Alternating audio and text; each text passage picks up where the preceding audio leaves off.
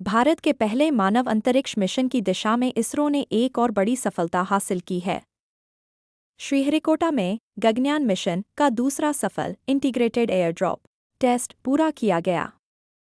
भारतीय वायुसेना के चिनूक हेलीकॉप्टर की मदद से किए गए इस परीक्षण का मुख्य उद्देश्य क्रू मॉड्यूल की सुरक्षित पैराशूट लैंडिंग प्रणालियों की जांच करना था।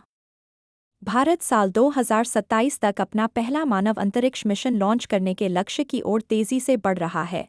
अंतर्राष्ट्रीय अर्थव्यवस्था की बात करें तो IMF की ताज़ा रिपोर्ट के अनुसार यूक्रेन को यूरोप का सबसे गरीब देश घोषित किया गया है। युद्ध और औद्योगिक अस्थिरता के कारण यूक्रेन की प्रति व्यक्ति आय लगभग $6,067 आकी गई है। इस सूची में मोल्दोवा और बेलारूस जैसे देश भी निम्न आय वर्ग में शामिल हैं। वैश्विक कूटनीति के मोर्चे पर इस्लामाबाद में अमेरिका और ईरान के बीच ऐतिहासिक शांति वार्ता आयोजित हुई, जिसमें पाकिस्तान ने मध्यस्थ की भूमिका निभाई। वहीं ऑर्थोडॉक्स ईस्टर के पावन अवसर पर रूस और यूक्रेन के बीच मानवीय आधार पर अस्थायी युद्ध विराम देखा गया। इसी बीच भारत को संयुक्त राष्ट्र की आर्थिक और सामाजिक परिषद यानी इकोसॉक के 4 प्रमुख निकायों के लिए निर्विरोध चुना गया है, जो वैश्विक शासन में भारत के बढ़ते प्रभाव को दर्शाता है। रक्षा क्षेत्र में भारत और मिस्र के विशेष बलों के बीच साइक्लोन 4 युद्ध अभ्यास मिस्र के अंशास में शुरू हुआ है।